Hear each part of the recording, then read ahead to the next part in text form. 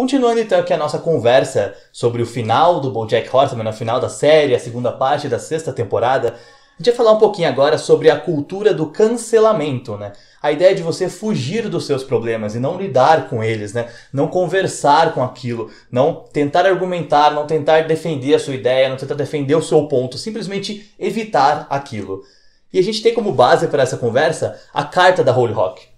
Quando a Hollyhock manda uma carta pro BoJack e ela simplesmente desaparece da série, se você tiver um olhar menos atento, você pode até imaginar que é uma carta de suicídio. Mas não é. O que aconteceu ali? Que não foi mostrado, talvez para amenizar um pouco o impacto disso. Diante de todas as coisas absurdas que o BoJack fez, tanto para a Hollyhock quanto para as outras pessoas, né, mas que a Hollyhock presenciou, pela pessoa que ele se mostrou durante todo esse tempo, ela decidiu que evitar o BoJack seria a melhor coisa naquele momento. Ela estava num estágio da vida dela que ela precisava se dedicar àquilo, né? Ela estava estudando, ela estava construindo ali a sua vida, né? Construindo as suas experiências, tendo contato com as pessoas, tendo contato com aquilo que causou trauma, né? Inclusive, né? Como a bebida alcoólica, como as drogas ali que no momento que ela viveu próximo ao BoJack. Então ela estava tendo essa vivência, e esse momento da vida é um momento de construção muito importante, né? Então uma criança, o que você molda em uma criança é algo que define a personalidade de um adulto. E o que você molda numa adolescência, ou um jovem adulto ali no caso, é aquilo que vai ser levado com ele pelo resto da vida. É a bagagem profissional dele, é a bagagem de aprendizados, é o que ela aprendeu na escola, os contatos que ela fez, a rede de relacionamentos, tudo isso vai impactar diretamente no adulto que ela será, que essa pessoa será. Portanto, por saber disso, né, a Hollyhock entendeu e achou melhor evitar, cortar qualquer tipo de vínculo de contato que ela tinha com o BoJack. Isso faz parte um pouco dessa cultura do cancelamento que a gente tem, né? Hoje, no mundo que a gente vive, como é muito conectado, todas as coisas são muito conectadas, quando uma figura pública tem uma atitude ruim, ou até mesmo não figura pública, até uma pessoa próxima a gente ali, essa atitude ruim, ela significa bloqueio. Então, por exemplo, se uma pessoa me causa algum mal, ou ela fala alguma coisa que diverge na minha opinião, eu não concordo com aquilo, eu não aceito aquilo, ao invés de argumentar, ao invés de conversar com aquilo, eu simplesmente bloqueio aquela pessoa. Eu afasto ela da minha vida, eu finjo que ela não existe. A tecnologia permite que a gente faça isso. É legal? Não sei. Não vou falar pra você que é errado como um todo, porque eu acho que tudo que faz mal pra você tem que ser evitado. Então, se aquilo tá te impactando negativamente, realmente, tá sendo muito ruim pra você conviver com aquilo, tá estressando, você tá sendo motivo de estresse, tá sendo motivo de problemas realmente, eu acho que não tem problema você se afastar de algo, entendeu? Tem pessoas que precisam superar um término de relacionamento, por exemplo, se afastando da pessoa realmente, porque precisa desse luto, precisa viver esse luto dessa maneira, precisa ignorar a existência daquela pessoa para poder superar aquele acontecimento, né? Aquele ocorrido. E tudo bem, mas o problema é que isso faz com que a gente também se afaste, se evite, né, no caso, como um todo, um problema que poderia ter sido resolvido, que a gente poderia lidar de outra maneira. Então, bloquear nem sempre é a melhor saída, mas pode ser uma saída importante, tá bom? As pessoas, nesse caso, né, por causa, devido a essa facilidade do bloqueio, essa possibilidade do bloqueio, elas começam a ficar incapazes de praticar empatia. Porque se a pessoa tem uma opinião diferente da minha, eu não consigo entender o que ela está vivendo. E eu não vou fazer nenhum esforço para entender o que ela está vivendo. É muito mais fácil para mim afastar aquela vivência diferente da minha e fingir que ela não existe.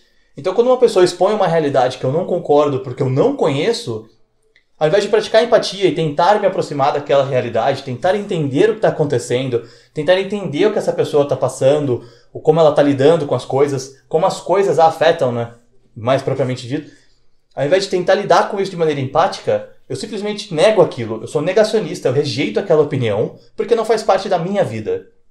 E aí, eu finjo que aquilo não existe, porque como não existe dentro de mim, não faz sentido que exista em outra pessoa. E é esse que é o problema da cultura de cancelamento, entendeu? Quando uma opinião diverge, ela pode ensinar pra gente, ela pode gerar um diálogo. E o diálogo hoje, ele virou um problemão, porque o diálogo ele se tornou uma disputa de quem tá certo. Você não entra no diálogo hoje, na maior parte das vezes, para argumentar e aprender com o argumento do outro. Para trazer a sua visão e encarar a visão do outro e somar isso para criar uma visão em conjunto, né? Uma visão que é muito mais real, cá entre nós. Porque se eu tenho um ponto de vista e você tem outro ponto de vista, o real é o que está no meio desses pontos de vista. É o que está no meio dessas perspectivas. Porque as perspectivas somadas, elas criam um panorama. E esse panorama é a realidade. certo? Porque eu e você vivemos aqui. Se a gente tem uma opinião diferente, o real tá no meio delas. Não tem como falar que a minha vida é certa e a sua vida é errada. Ou a sua vida é certa e a minha vida é errada. É difícil a gente julgar, mesmo quando a pessoa tá no crime. Essa pessoa é criminosa, tá. Mas como foi o histórico da pessoa, né? Como foi a vida dessa pessoa? Qual é a história dela? Como era a família dela? Como era a cultura que ela estava circundada, né? Como que era o ambiente em que ela foi criada? Como foi na escola? Como foi a questão social para ela? Eu não estou defendendo o bandido, tá bom? Não estou defendendo o criminoso. Estou falando que existe uma realidade ali que muitas vezes a gente não entende porque nós não passamos por aquilo.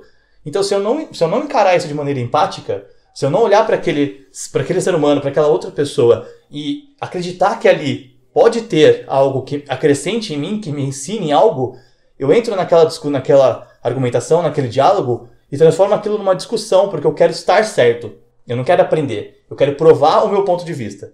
Eu quero ter certeza de que eu estou falando 100% de verdade, que aquilo que você está falando automaticamente é 0% de verdade, não 100% de mentira, que você está falando bobeira, que nada do que você tem para dizer agrega algo em mim, porque não me interessa, eu já não entro naquilo para argumentar. E se você traz isso de maneira incisiva, se você quer realmente provar o seu ponto, eu apago você, porque você está discordando de mim. E não é interessante para mim que alguém discorde, você entendeu? É esse problema que a cultura de cancelamento criou. Então, eu acho que é sim muito importante que você se afaste de pessoas que fazem mal, de situações que fazem mal. Porém, é importante que você se posicione de maneira empática, que você entenda o ponto de vista do outro e entenda que entre o preto e o branco existem várias nuances, existem vários tons de cinza. Muito mais do que 50 tons de cinza, tá? Perdoem pela piada infame. Porém, existem vários tons entre o preto e o branco. Então não é certo e errado. É o certo porque eu vivi assim e o errado porque eu vivi assim. E aí como é o seu? Como é o seu lado? Como é a sua visão? E como é a visão que a gente consegue construir dentro disso? E claro, quando eu falo sobre isso, eu não estou falando que a Hollyhock agiu errado.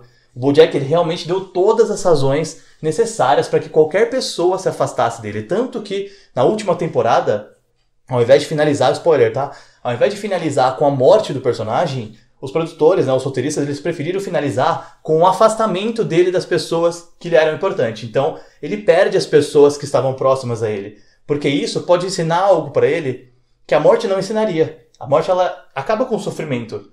Mas o que ela traz de positivo para ele? Depois de tudo que ele fez, de todas as ações que ele teve, essa não é uma consequência digna, essa não é uma consequência real. A consequência real é ter que lidar com esses fantasmas, é ter que lidar com esses demônios. Porque é lidar com isso que faz com que ele aprenda a ser melhor, com que ele aprenda a não fazer aquilo mais. E pode ser que ele nunca aprenda, porém, ele sabe o peso que tem essa ação. Ele soube, no caso, no final ali, como aquilo pesou para ele, né? Todas as coisas aconteceram, todas as pessoas que ele tinha por perto se afastaram, mais especificamente a Hollyhock, que foi a que deixou mais evidente. E ele teve que lidar com isso também, porque isso é uma consequência das ações dele. Então é uma forma muito bacana de finalizar a série e mostra pra gente que o cancelamento, ele pode sim ensinar a pessoa que está sendo cancelada, mas no geral a pessoa não percebe isso. A tecnologia ela cria uma liquidez nessas coisas, como diz o Bauman, né? Então nem sempre ensina. Porém, no caso da série, foi muito produtivo porque o BoJack sentiu. Ele sentiu que as pessoas estavam indo embora. Ele sentiu que ele perdeu a Hollyhock, por exemplo, que era uma pessoa da família dele. E até então era a única pessoa da família dele que ele tinha. E essa perda mexeu com ele. E isso pode sim ter contribuído para que o personagem, né, após o final da série ali, possa gerar uma mudança positiva.